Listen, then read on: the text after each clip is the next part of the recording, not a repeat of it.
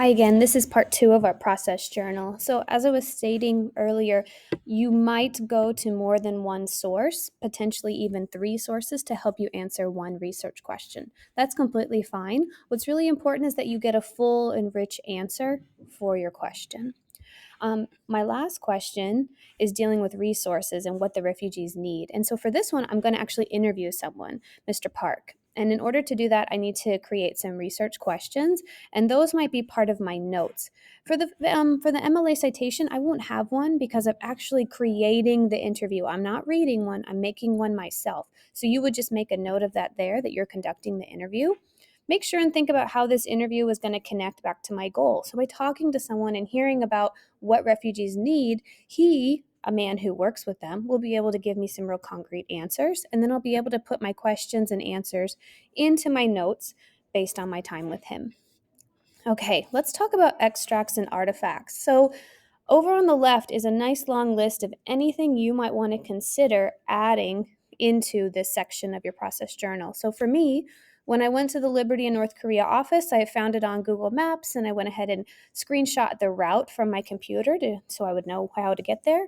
And then below, I actually was able to go and spend some time there at the office, but also at a DMZ site viewing North Korea, and I got to interview some people that were war veterans from that time. So here are photos of that experience of going to the DMZ and looking across with students. And then the last bit is I met with Miss Sparrow. So again, I'm imagining that she's my partner for the community project. And we kept track of one of the meetings that we had. So I would copy and paste this every time we meet during maybe a CP time when we have an actual conversation.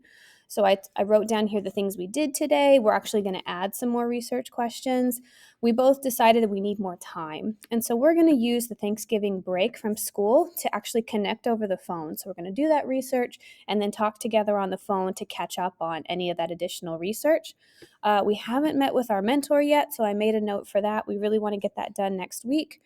And the next thing is we're actually interested, we have some of that historical information, but now we just want to find some of that recent contemporary data to figure out what those refugees need when they arrive to South Korea. And we've set a date for the week after Thanksgiving. So I hope everyone, this gives you sort of an idea of what your process journal can look like going forward.